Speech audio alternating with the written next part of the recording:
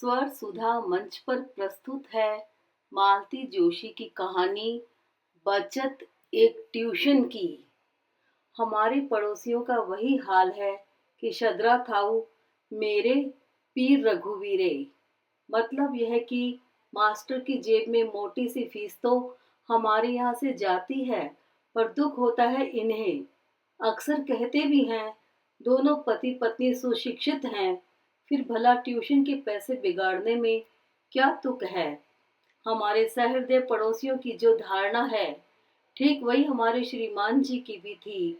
कुछ साल पहले अपनी इस राय को उन्होंने पहले पहल उस दिन व्यक्त किया जिस दिन राजू पहली बार छमाही परीक्षा में फेल हुआ। प्राथमिक कक्षाओं में उसका स्तर काफी अच्छा था, इसी से माध्यमिक कक्षाओं में जाते ही उसकी प्रगति का यह प्रदर्शन हमारे लिए एक आघात सा था। उसके पिताजी ने तो करीब करीब चीख कर ही उसकी नाकामयाबी का ऐलान करते हुए कहा, जरा अपने लाडले की प्रोग्रेस बुक पर गौर फरमाया आपने। प्रोग्रेस शब्द जैसे उन्होंने चबा चबा कर कहा था। मैंने भी उतनी ही व्यग्रता से कहा, शाम को ही देख लिया है। मैं कहती हूँ जल्दी ही किसी ट्यूशन का प्रबंध करना होगा, नहीं तो वार्षिक परीक्षा में बड़ी मुसीबत का सामना करना पड़ेगा। ट्यूशन? वे जैसे उछल पड़े। तुम्हें शर्म आनी चाहिए। आखिर तुम्हारी पढ़ाई किस दिन काम आएगी? क्या एक बच्चे को भी नहीं पढ़ा सकती? शादी से पहले तो 45 बच्चों की क्लास को संभाल लेती थी। यह एफिशिएंसी अब कहाँ हवा हो गई? तुम्हारी रसोई में सब फूंक गई। मैंने भी खींचकर जवाब दिया, शादी से पहले ये चूल्हा चक्की तो गले में नहीं थे। अब तुम्हारे लिए खाना पकाऊं या इसके साथ दिमाग खपाऊं?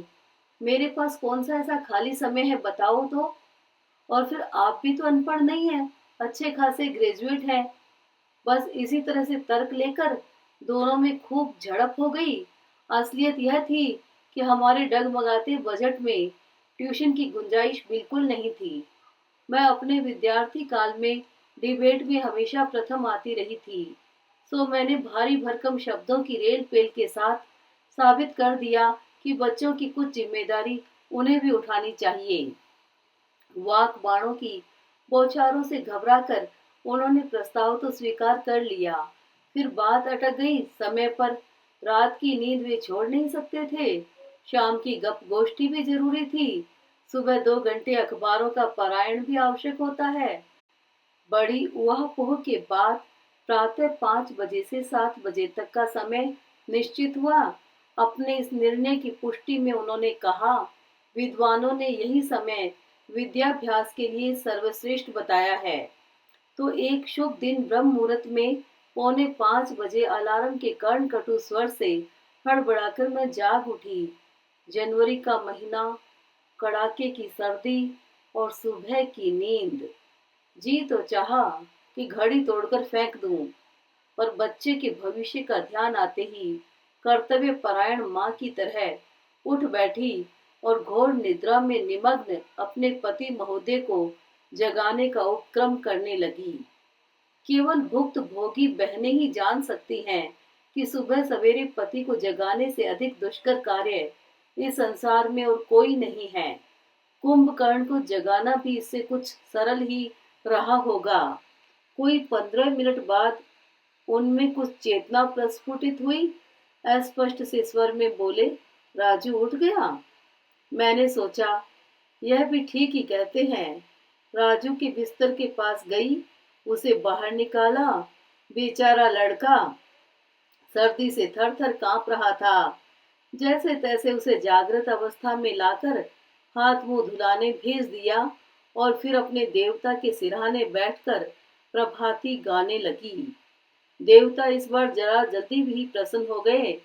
आंखें खोलकर बोले, 2 कप चाय तो बना दो, सर्दी के मारे बुरा हाल है। झक मारकर स्टोव जलाया, चाय बनाई और बेड टी सेवा में पेश की।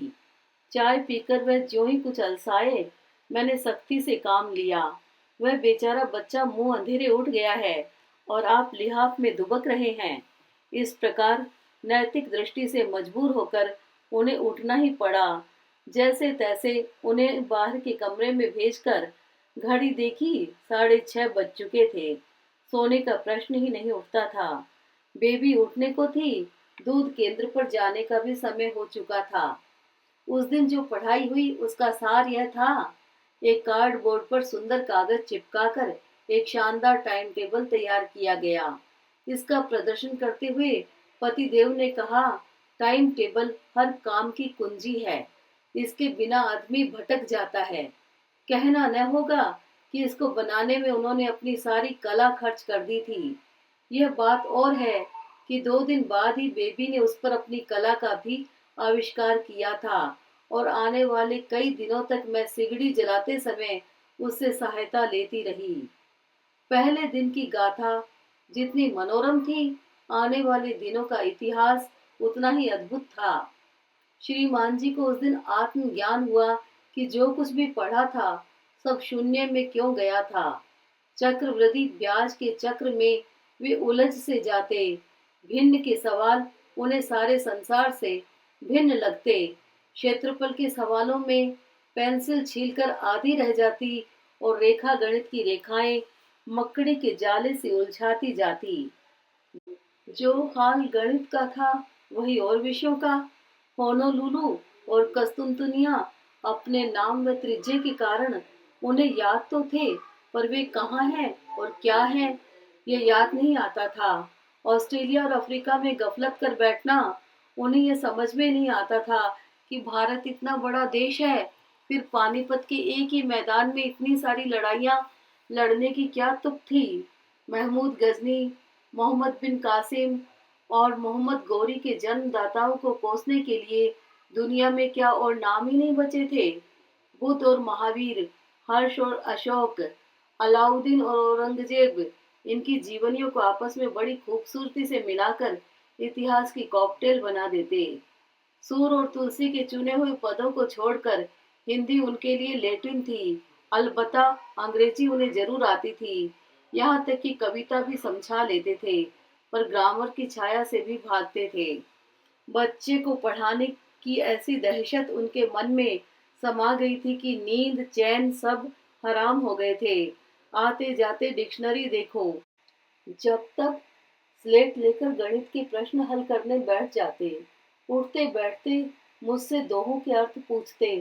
खाना खाते खाते थाली में उंगलियों से रेखा गणित के प्रमेय बनाते रहते। एक दिन अधीर होकर कह उठे, भाई मैं तो अब अगर मिडिल की परीक्षा दूं तो भी फेल हो जाऊंगा।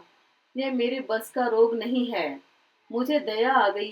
कहा भी है, शरणागत कहूँ जे तजही, तिनहि बिलोकत हानि। फिर भी उनकी प्रतिष्ठा का ध्यान कर पहले तो मैंने केवल सहायता ही ऑफर की, क्योंकि वैसे भी मुझे जल्दी तो उठना ही होता था। फिर हम दोनों का सम्मिलित अध्यापन चलने लगा। पढ़ने वाला एक, पढ़ाने वाले दो। पर हमारा यह विचित्र क्रम बहुत दिन नहीं चला। धीरे धीरे राजू के पिताजी ने कब कुशलता से अपने को इस प्रोग्राम से खिसका लिया, पता ही नहीं चला।